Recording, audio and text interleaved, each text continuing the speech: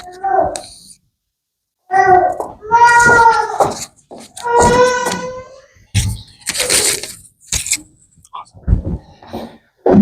good morning. It's so good to be with all of you guys. I grew up in Utah County, so I love coming home. I live up in Salt Lake County. It's lovely. It's fine. It's not Utah County. I much prefer Utah County. Get your prices in check, and I can afford to move back to Utah County. So we've been repentant. You can come home. Perfect.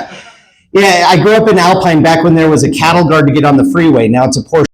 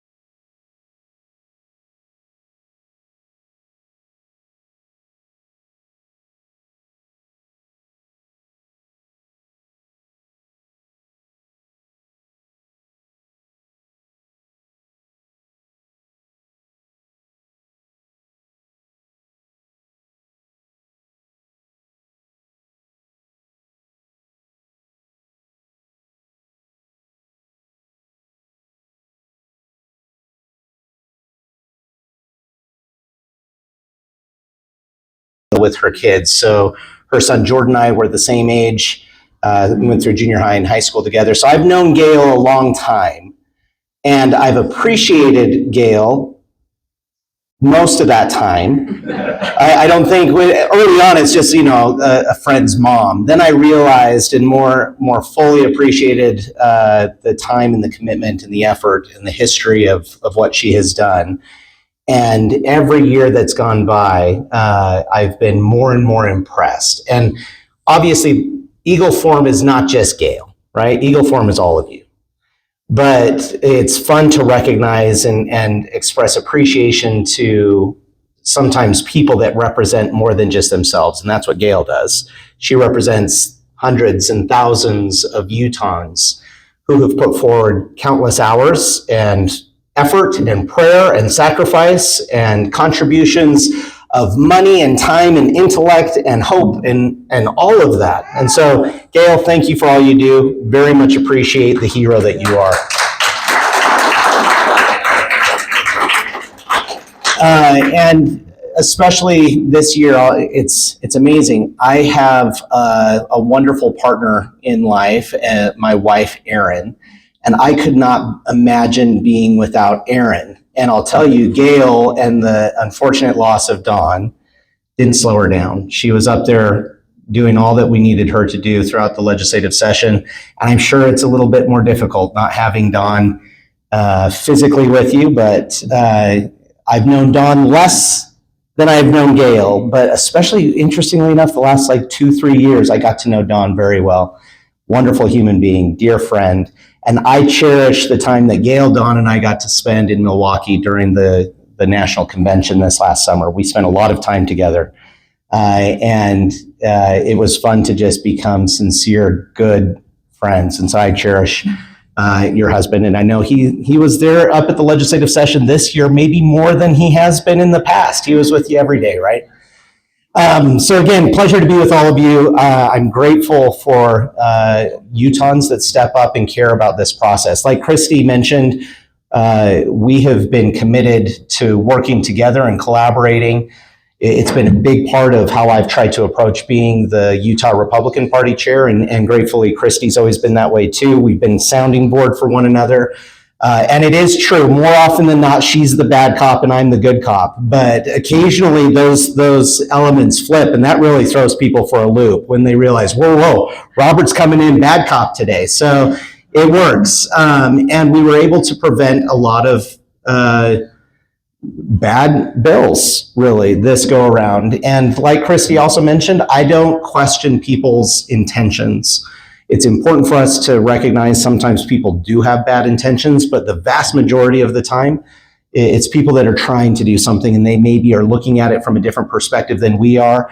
And oftentimes they might be missing a piece. So they're trying to do good, they think they're doing good, and there's some element of information that they are missing that really will change the whole puzzle.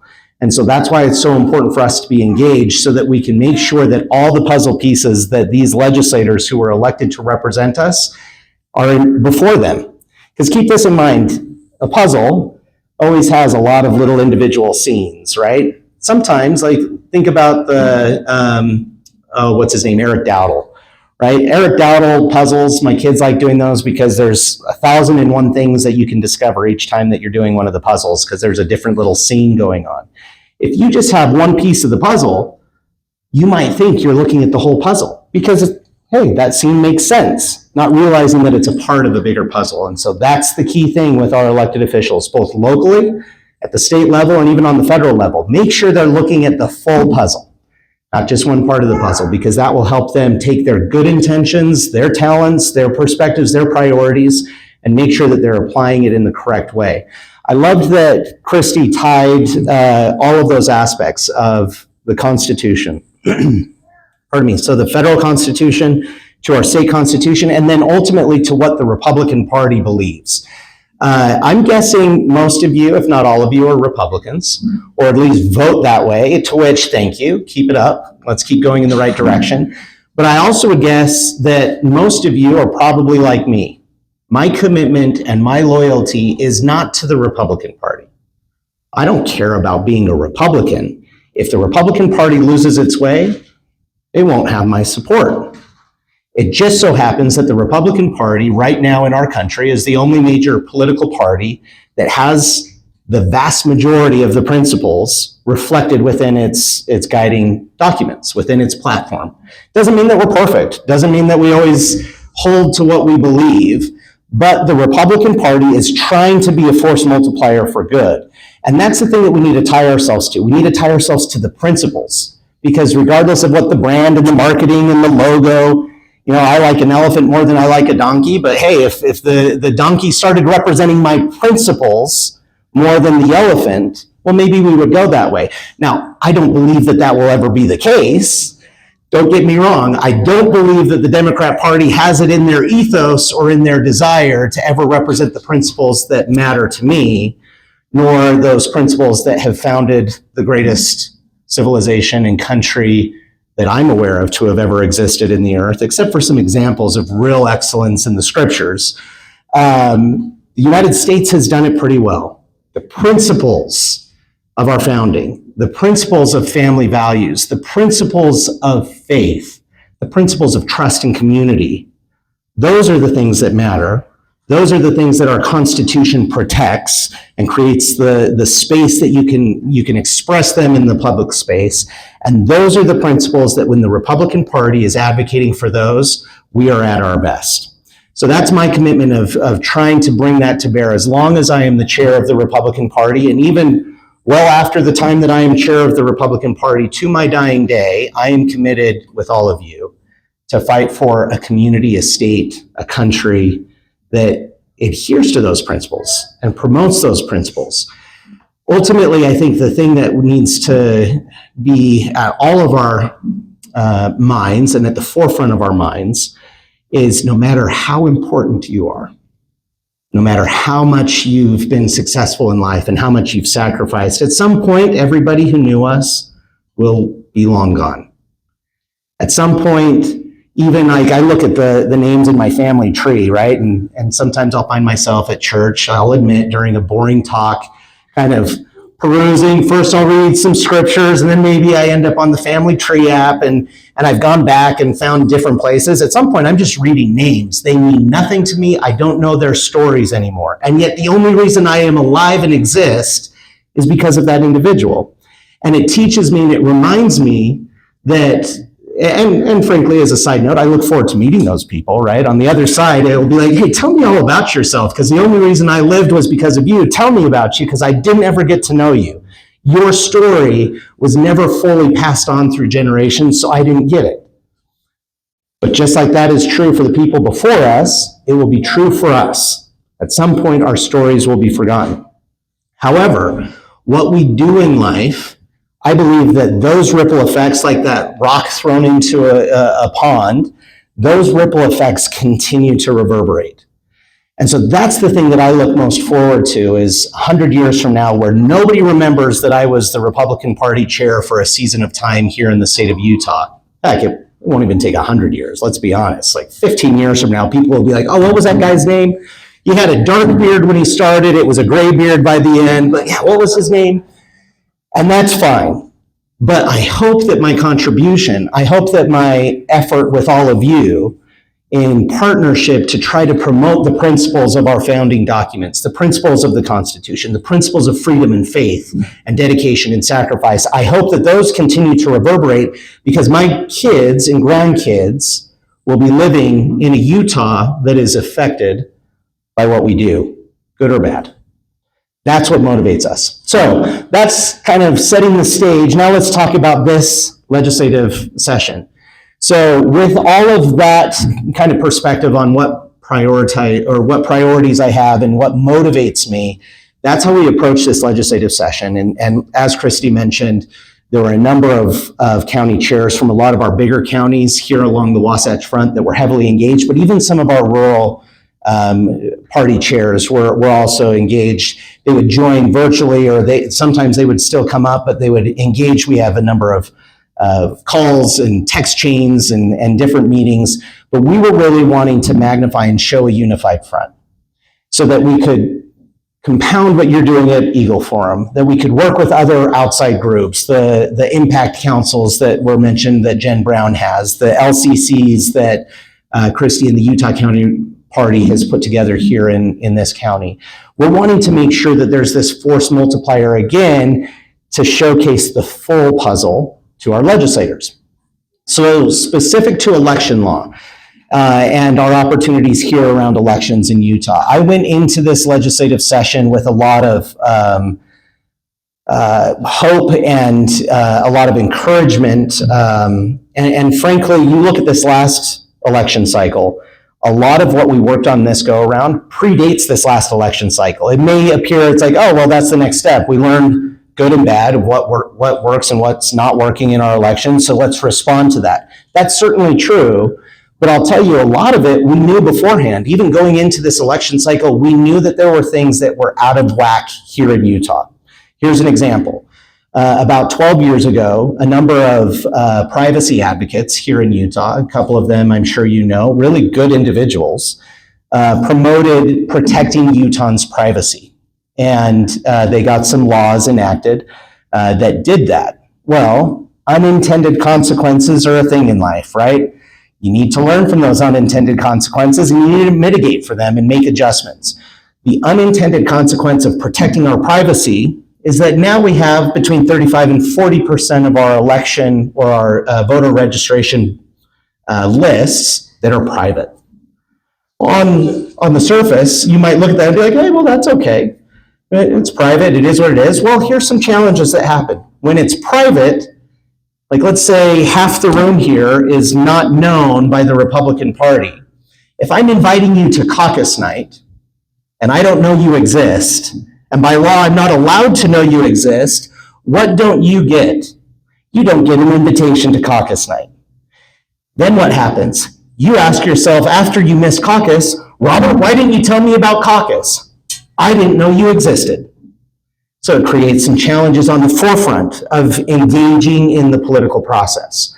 And a side note to that, I would say like the foundation of our whole system of government is an opportunity for every person to engage. And that's where it thrives, right? Representative government is only effective as it represents the people who elect those individuals. Well, the only people electing those individuals are the people who engage in the process. As we all know, a lot of people are more engaged in football games and reality television or doom scrolling on their cell phone than they are in the political process. March Madness. Aren't we lucky that elections don't happen in March? I mean, what would happen if March Madness and elections were competing? That would be concerning. So that's the first part. Let's look at the next step. Well, here's the next step. You missed caucus night because we weren't allowed to know that you exist. Well, and actually, there's even one that predates that. If I'm not reaching out to you from the party perspective and not engaging you in the process, you might have been the best candidate, but you never engaged with us. We never engaged with you. You never got the confidence or the information necessary to be a candidate yourself. So you missed the opportunity to be a candidate. You then missed caucus night. Now taking it a little bit further, if you miss caucus night, well, you're certainly not going to be a county delegate or a state delegate. So now you're not involved in our primary process. So we're going to skip right to the primary election. Well, again, if I don't know you exist, it becomes very difficult for me to reach out to you and inform you, here's who the delegates of the Republican Party selected as our nominees. Here's who we liked. And you can vote however you want in the primary process under Utah state law, whether we want it or not. There's two paths to the primary ballot, right? I'm a big believer in the caucus convention system, but under state law, you have a signature path. So that's there, that's afforded to all of us. Well, you can then vote in the primary. If you're a Republican here in Utah, it's a closed primary, so you have to be a Republican. You can vote. But again, if I didn't know you existed and the candidates aren't allowed to know about you, you're voting based off of commercials you saw on television or word of mouth, rather than meaningful dialogue and engagement from the political parties or from the candidates themselves. Are you making the best decision? Maybe. But I think more information is better than less. So now we get through the primary. Continue on. We're going to the general election. Now we're trying to go and reach out to folks who are not Republicans. They're unaffiliated voters, right? And unaffiliated voters, that's a deciding factor on who wins our election. Certainly, I would rather be in the position of the Republican Party based off of membership. We have, 900 some odd thousand. In fact, I'm proud to say, what was that? 1,200,000. There we go, 1,200,000. So we are the largest organization in the state of Utah, aside from the LDS Church. Very cool, very cool. Now, if we got 1% of people's money, we would have a great budget. Like, hey, keep paying your tithing, but I'll take 1%. But here we are, the largest organization outside of the LDS Church in the state of Utah, but we still need unaffiliated voters. Again, about 30 to 40%, depending on what area of the state, is private. We have no way to engage going into the general election with those voters. We have no ability to talk to them and to engage with them and to tell them why the Republican candidate is better than the other options, or why this principle or this issue needs to be voted on rather than voted for or voted against or whatever it may be. So that's the challenges. Now let me add one more piece to this. Look at the verification, the transparency, the election integrity, even signature verification. That's become a complex issue, right? We had a race for governor this year, and there's no drama around the race for governor, right? Like zero drama. And unfortunately, it was right? No, we had plenty, right? So here's the issue, and this is where it's inherently unfair to both the candidate Phil Lyman and it is inherently unfair to the candidate Spencer Cox.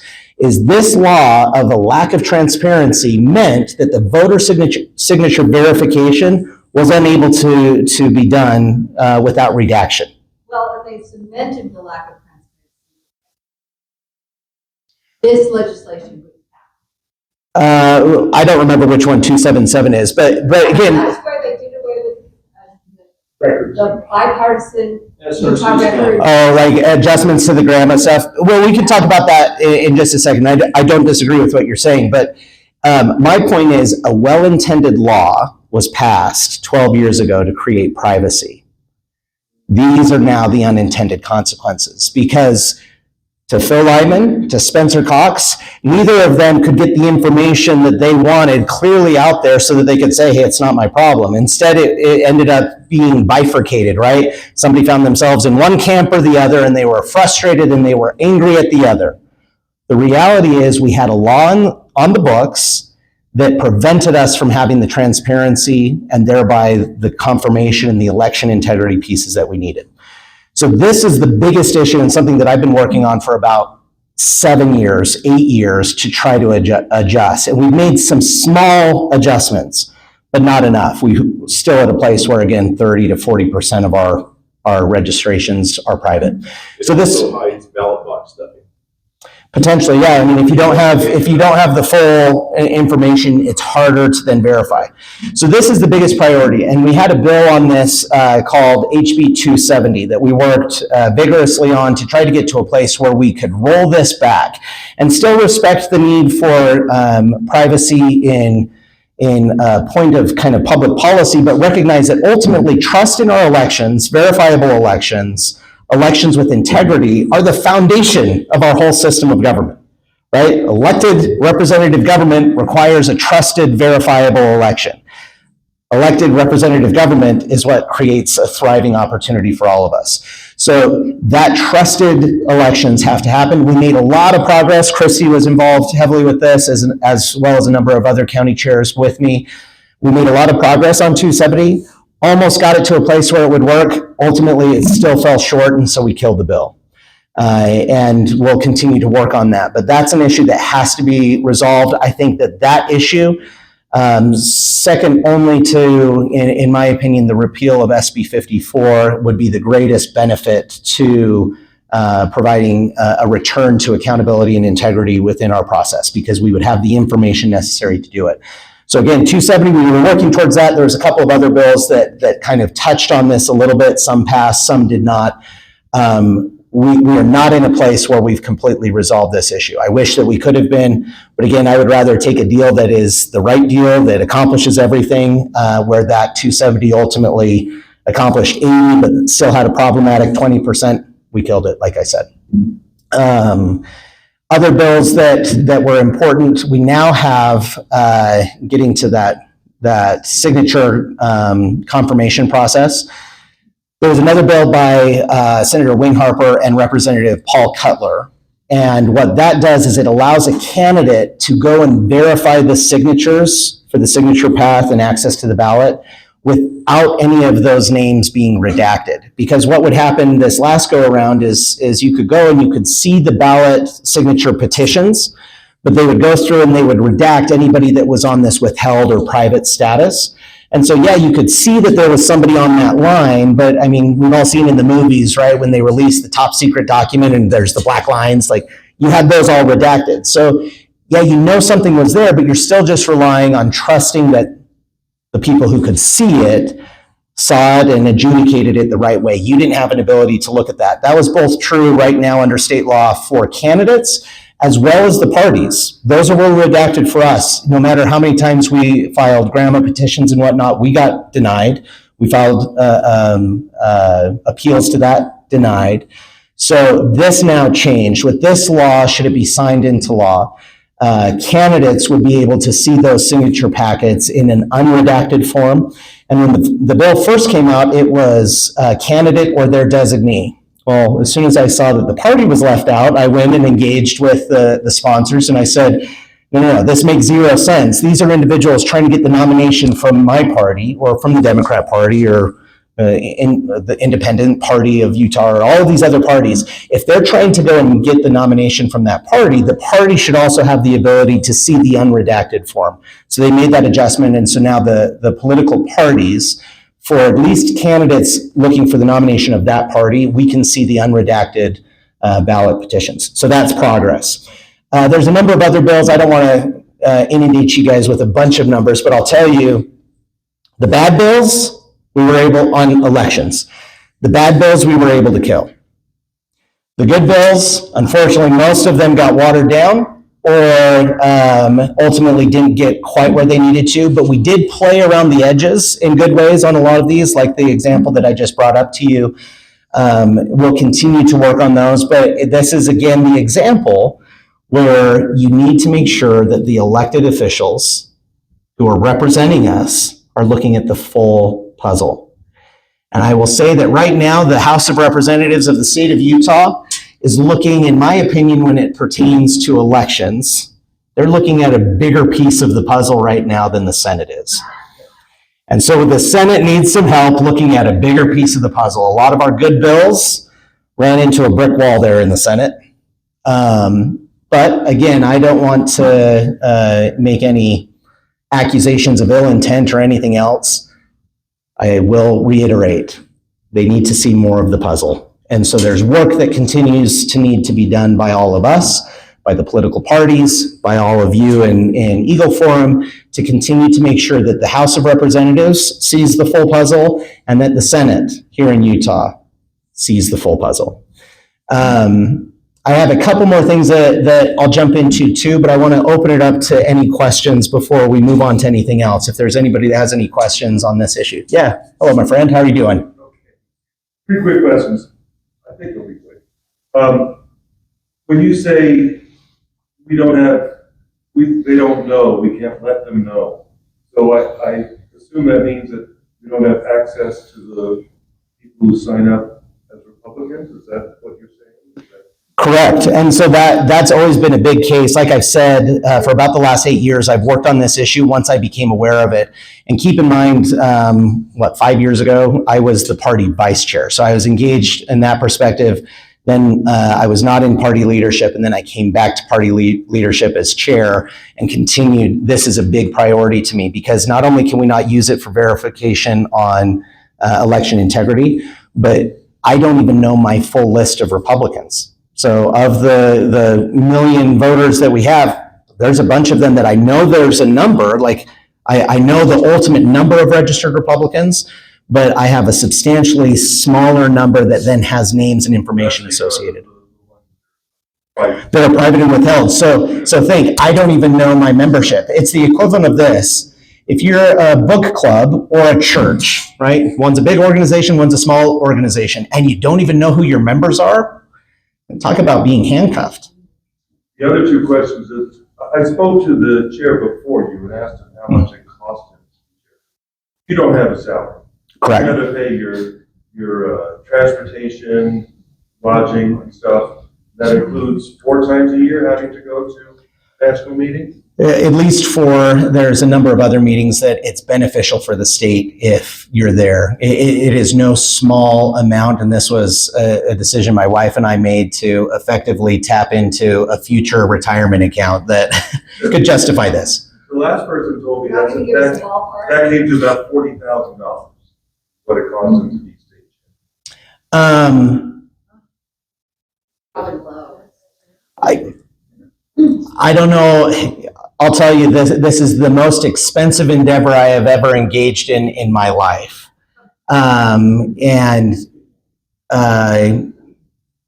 I mean, I've added it up with my wife, and our costs are in excess of $100,000 over the last 2 years. Whoa. When you're looking at, that factors in 2 things. Factors in, there was I worked for Senator Lee for 13 years. I'm now self-employed. There was a client that I had to walk away from this. So that was a $40,000 client that, because I was deciding to do this, I had to walk away from. There were some others that were potential. I mean, it could go north of that. But again, I believe at the end of my life, and I'll tell you what motivates me to do this, because it's easy to say, why in the world would you do this? Sometimes I ask myself that question. But at the end of my life, the thing that I hope, if I'm lucky enough to kind of know within reason that my time is coming up, and I have that chance to reflect back. The thing that I hope is that every one of my kids is there by my side, and I have a chance to be with them. I don't want to wish my wife to be here after I die, but I hope I go first, and I hope she's right there, and I can love on her. And then the other thing aside from that I will reflect on is, what's my relationship with God, and did I exhaust myself trying to leave the world a better place?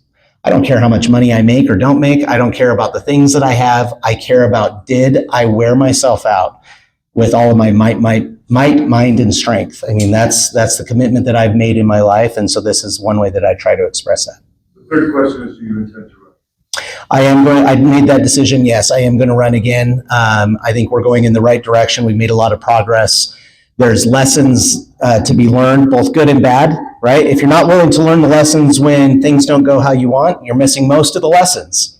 When things are going well, you learn lessons, but most of the lessons that you learn is, hey, we need to pivot. We almost got it. That was 90%. We need to get to 100%. I'll tell you, when I came in, the party had no paid staff. We had no technology. We had 14,000 emails of Republicans, which, again, out of over 1 million to only have 14,000 emails, not very good. We had about $4,000 in one account and about $10,000 in another account, because you have a federal account and a state account. So since then, we now are up to about 140,000 emails. I've been able to raise $2.2 million in the last 2 years, which is substantially higher than anything that's ever been done. And with that, we were able to go and knock doors with hundreds of volunteers into Arizona and Nevada on multiple occasions to help Donald Trump win back the presidency. So we're being a force multiplier in other states. We helped in Montana with the team, the Sheehy race, U.S. Senate race. We made progress in Salt Lake County. We've still fallen short, but we've made progress. We have 3 paid staff. Right now, I think we have about $50,000 in the bank. And this is before a couple more big fundraisers. So we're in a good place. We're making a ton of progress. So with that, as I looked at that we've made a lot of progress. We've done a lot of good. There's still more good to be done. So I'm committed to run for one more term. I have no desire for running for a third, but I will run for one more term for 2 years and hope to earn any of your support who are state delegates. Yeah. Rob, I didn't realize you were an unpaid position. So thank you for that. I'm a precinct chair the second time, and I'm going to ask the question. A lot of people aren't here and would want me to ask this question. We devoted ourselves, again, no pay, to deputy candidates and governor. Mostly Axson race. And our understanding is that if the candidate wins at the convention, that they skip the primary and go directly to the general. Just wondering if you could just publicly state what happened there. Why was Lyman not able to go directly to the general? Yeah, great question, and thank you for your service. You've always been a very active precinct chair, and I think if we had every one of our precincts across the state of Utah have folks that devoted as much time as you did, I'd love to see that Republican Party. So I encourage folks to continue to put in a lot of time. So the crux of this is where we have authority. And the principles of tyranny are where you take authority that you don't have. And that includes within the political or within the Republican Party, where I have authority as chair and where I do not have authority. And you can't cross that line. There's no authority that you have outside of it. So our authority falls into the nominating process within our party. Where our authority does not exist is under state election law. I can't go and just tell the lieutenant governor who's over elections, this will be so. I can't go to the legislature and say, hey, I know that you guys passed a law that says this, we're going to ignore that. I can't do that. The only way that we can change that is through changing the law.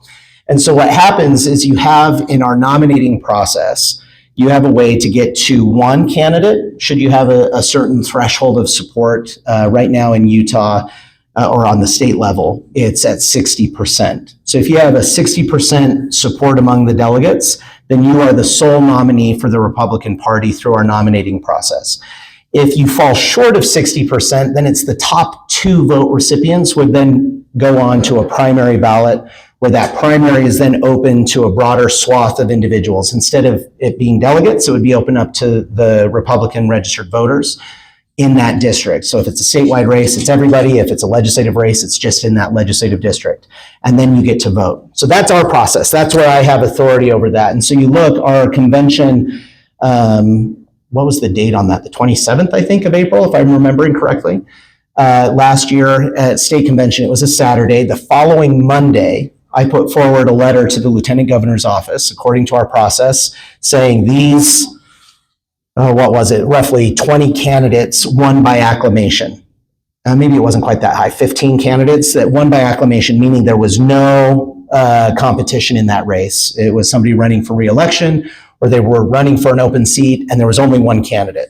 So they won through our convention process by acclamation. There was a second group, and these are the people who won outright, meaning they hit that 60% threshold. And again, it was about 15, 20 candidates or so. So they were our sole nominee that way. There was then some that advanced to a primary. And so names were listed there of who advanced to the primary. So an example of that, Frank Mylar and Rachel Terry. They both advanced to the primary as the candidate for Attorney General. There was another candidate who qualified he went through the convention and the signature path.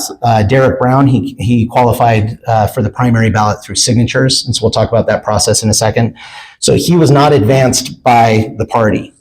Rachel and Frank were. He ultimately prevailed at the primary, but he was not advanced by the party through our nomination process. We then also certified Lane Bangeter as the running mate for Phil Lyman. And now ultimately Lane stepped aside and Natalie was selected by Phil to jump in. But those were the only categories that I had. So getting back to those who advanced as the sole nominee, Mike Kennedy is an example of that. Trent Staggs was an example of that. And Phil Lyman was an example of that. So that letter I sent the Monday after our convention, and I certified those individuals as the sole Republican nominee. After that, it is out of my hands. It's now in the hands of the state administering election law. And in election law, as a consequence of SB 54, it states that there is a second path to the ballot. And it also states that the political parties are obligated to recognize the results of the primary based off of, or without any separation of how they come to the ballot. So whether an individual qualified for the primary ballot through the signatures or through our nominating process, by state law, we are obligated to recognize those results. Again, I'm not a fan of SB 54. I've been abundantly clear on that. I've never watered down my opposition to that. I believe that the delegate process, the caucus convention system is an appropriate system. I've never found a better system across the country that goes through this vetting and accountability and nomination process. But I don't have the ability to ignore state law. In my opinion, it would be tyrannical to do so. You have to change state law. And so that's where the question that you have of, in that race for governor, how did that play out? I would love for our party process to be the law of the land. It's not the law of the land. And so then you have state law coming in dictating that there's another path to continue on in your candidacy. And that's what then played out. Can I just ask you, Yeah. Is it possible in the interim session, as Bill, was it 270, you were mentioning, can that come back? Because that was designed to assist us, isn't it? Absolutely, and I'm working closely with the Trump administration to do that very thing. We have some experts and assistants coming in to meet with the legislature to make clear to them on where adjustments to our ballot, or not our ballots, but our voter registration rolls need to occur. And so continuing to work with the legislature on this issue. I'll tell you, the vast majority of the legislature is in partnership with us and is listening. They're in a posture of listening. There's a couple of others that think they're seeing the full puzzle and they aren't, and they need some encouragement. And so again, partnering with the administration to try to get that through. Yeah, thanks. Yeah. So with this this idea of what he was talking about, Yeah. what you're talking about, it also explicitly says in the code that state law will not dictate the party's nominee. And we had party's nominees. So if the lieutenant governor and the governor cannot say, we are overriding that law, that code. They don't have that authority either. And so what you say is that we don't have the authority to designate a party nominee, we do. And when it's designated with the 60% threshold, that stands and state code says it will stand. Yes and no. So again, these individuals that hit 60% through the state convention, they were designated in a letter certified by me as the sole Republican nominees. So you're right, they can't come in and dictate to us what we do at our convention. Gratefully not. Though if they tried, that might give us standing again to relitigate and actually win and be on the prevailing side. Elections, so they could actually cheat, and when we try to see the actual voting. Right, and we totally, and we've talked. Records, we cannot see them. They've stopped us from seeing them. To So- verify that those elections did in fact happen the way they said they did. Not disagreeing that point. We talked about that before of why the law needs to change on what we currently have being withheld from us. What's currently being held or withheld from us, what it does is it creates this confusion and this ambiguity. Again, I am a big believer, transparency. I'm confused, I just want verification. I want to be able to see the records. So I didn't say you were confused. I'm talking about all of us. It confuses the process. If you don't have transparency, then it's understandable for people to draw different conclusions. That's why the importance of daylight is so important, because if it's transparent, then it doesn't matter who our preferred candidate is. It doesn't matter where we come from, what our priorities are. The facts are the facts, and they are transparent for anybody to look at and verify. That's where the confusion comes, is when it doesn't happen. We don't know the answer, and you're having to rely on second or third hand verification. I want us to be to a place where all of us have the ability to transparently look at something and then have that verified. So getting back to your question. So just like they can't come in and interfere in our nominating process, in our own party process, the law though ultimately dictates the election and ballot access. That's what I have no authority over. And so there was some confusion. The law actually said that this law, I looked it up, this law, election law and how candidates are decided, will not dictate the party's preference. Correct, and it didn't. So that's why between the party convention on April 27th, clear until the party primary, we were wholeheartedly in support and backing up all of our convention winners. Because that's where we were committed, and that's where we had the authority to be committed. The problem that you have in SB 54 is SB 54 was written in a way that it's controlling the election and ballot access process, and it specifically says that you have to pick as a political party between the QPP, qualified political party, or the RPP, registered political party. Well, keep this in mind. RPP says that you are signature only and that you are not allowed to have a convention. Our entire party is built off of the belief of delegates and caucuses and conventions. So really, under state law, currently written, one of many reasons why I don't like SB 54 is it was written in such a way as to only allow us to qualify for the QPP option.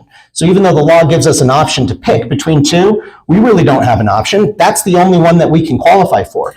And if you look, it then says in QPP that you will recognize the results of the primary election that the state administers. So now we're obligated to pick. Primary election.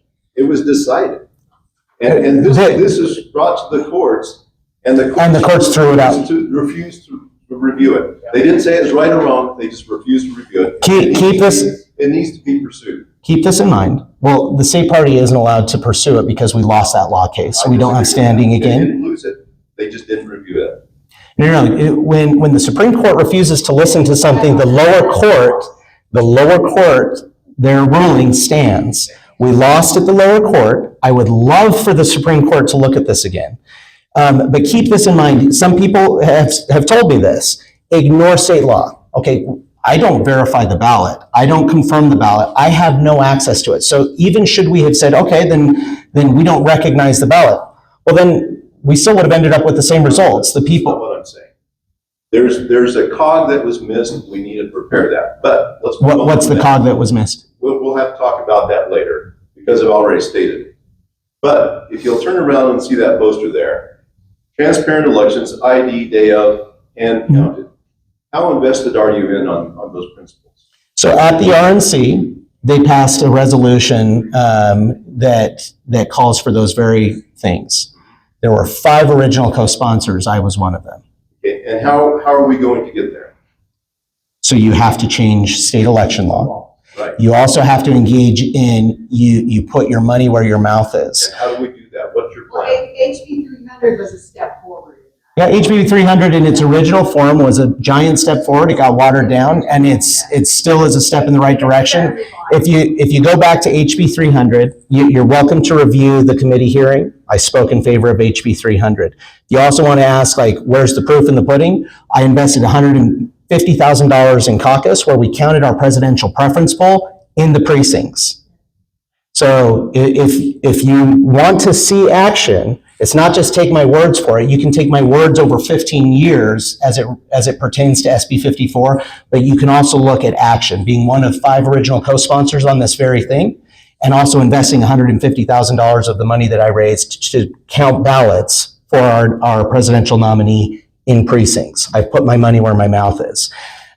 Final thing that I'll say on this issue of SB 54 that you can't ignore, because I've had plenty of people say, just rely on the party documents. Go back to our party constitution. It says specifically at the very beginning of our party constitution that we are obligated to abide by Utah state election law. So it's a circle right back to the fact Utah state election law is problematic. And I have petitioned and will continue to petition our legislature until that law is changed. But until that law is changed, where we have no access to the ballot, except for by a blessing of state election law, we have to get that election changed. Christy. Yeah, so I just want to say that as far as from my perspective, with the UTG, what he is saying this entire time, and all the conversations that we have had, all in line, it is more where the government recognized, I keep saying we got to get out of bed with them, but it's essentially that they have recognized where we have power, and I think it's a tale as old as time. Where you have power, there is always people who will seek that power, and so for us, we've been trying to, guard our jurisdiction this whole time, and I've appreciated where they have stood on that. My question for you is, is your team all running again? I know Melanie just got elected to the vice chair position. Vice chair again, and then if so, like do you guys have goals or plans that you've outlined for if you are reelected for your next? Yeah, excellent question. I don't want to speak for them. We're actually all meeting here in the very near future, and so I don't feel at liberty to obligate them one way or the other. But whomever moves forward, I hope is successful in that. Whether that's me, whether it's somebody else, whether it's any of the current leadership team or somebody else, my commitment is to make sure that the party is continuing to be a force multiplier, because the way that we get things changed that we want to see changed, like SB 54, is a twofold front. You have to make the case to the legislature and to new legislators that fill seats to vote in a way that is in line with where we want them to go. And you also have to grow the capacity and the influence and the ability of the party, where it's a force that you don't want to ignore and you don't want to be on the wrong side of. And it's also a force that you want to be a partner with, because it's a force multiplier that helps you tremendously. That's where we can do the most good consistently, day in and day out. And then come election cycles, we want to make sure to help people elevate and make decisions where they're committed to vote the right way. And ultimately, I think in between election cycles, my hope is every Republican, and we have the gamut of Republicans from moderate to conservative on any issue. I want each candidate that ultimately all of you vote for and put into office to be their most principled conservative self. Now, somebody might have a higher capacity of conservatism than somebody else does, but I hope that we all hit the absolute ceiling and beyond of what each of these individuals' potential is, and that comes from a strong, capable, influential party. Yeah, please, sir. 2 more questions? Perfect. There was a bill that suggested that party nominees are the only ones that carry the R or the D onto the ballot, that anybody doing the signature route would have to have some kind of a symbol saying, I didn't make it through the party system, but I want to be this. Yep. But unfortunately, that bill died early. Yeah, that one died early. That's come up a couple of different times, and I think that that's an appropriate fallback position. Should we not prevail on repealing SB 54 and advancing that front? That may be, but you still work for. Candidates, we're already in office. We're gonna raise our hands. It favors the candidates. We will continue to work towards that end, but I do agree that that becomes a very powerful thing that you can do. A lot of states do that. It's called an endorsement. So right now, the party in Utah is structured as a nominating party. That's our whole structure of nominations and conventions, caucus, and everything else is built around the idea of nominating. We could make some adjustments in pivoting, should the law allow us to do that, to either include or move to a nominating perspective. And that then would allow for us to then designate who has the R, so that that could then signal to folks who had the support of the delegates. Yeah, please. Integrity of our life.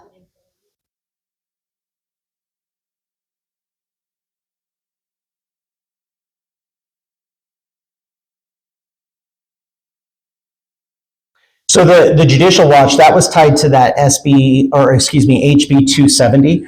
We're trying to address the same issue. Judicial Watch is looking at that same issue and recognizing that the unintended consequence of creating privacy protections in Utah then created a gulf between the National Voting Rights Act and Utah's implementation of election law. So I welcome the fact that they are raising that. That added to our ability to highlight the fact that current law that we have been talking about fixing for a long time is woefully insufficient. As for integrity of our elections, I think that in all likelihood, our elections are pretty good, and they probably are dramatically good and accurate. The problem is, if there's not daylight, and it's what we talked about before, if there's not full daylight and transparency, enough questions come up where we don't know. Are our elections 99% accurate? Are they 100% accurate? Or are they 70% accurate? I don't know. I think we're probably a lot closer to 100 than we are to 70. I think we're probably well above 95%, but we don't know. And that's my whole point, is election integrity needs to be about the facts, but then you need to be able to verify the facts. And right now in Utah, we probably have the facts, but we don't have the verifying of the facts. So that needs to be fixed. Yeah.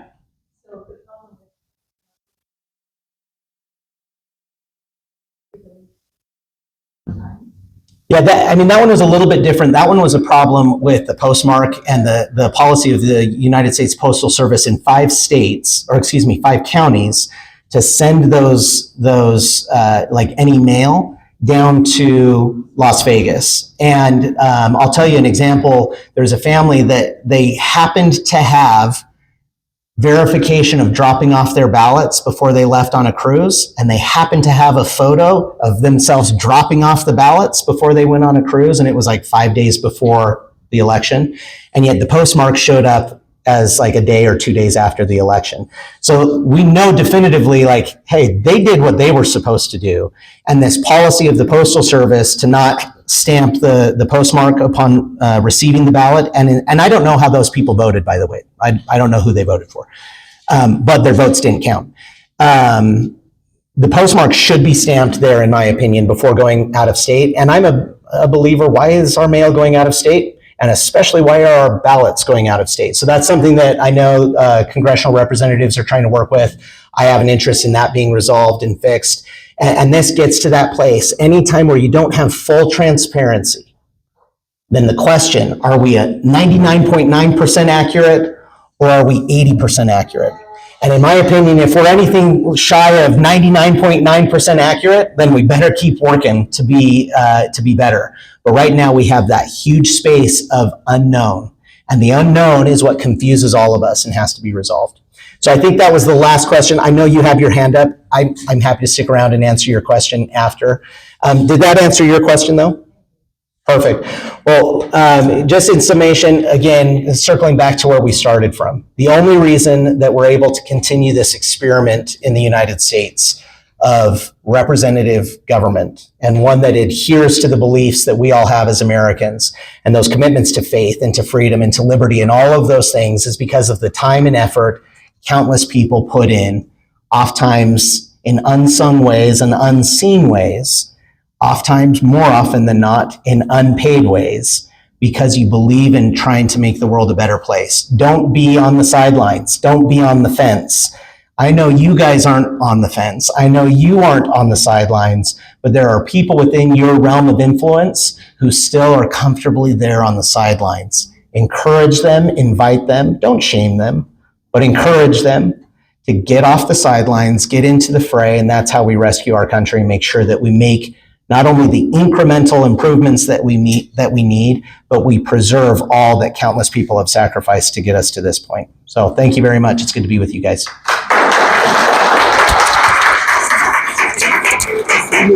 Oh, thank you. Too kind, thank you. Thank you so much. Just a few more things. Gail has 3 minutes of something she'd like to tell you, and then Pam over here has a little announcement, and then I'm going to call on my friend Raina Williams to give the closing prayer because I forgot to pick somebody. Anyways, also, Gail wanted me to tell you that this is being recorded, and in a couple days it'll be on eagleforum.org or on their Facebook page. Thanks so much for coming, and we'll just go from there.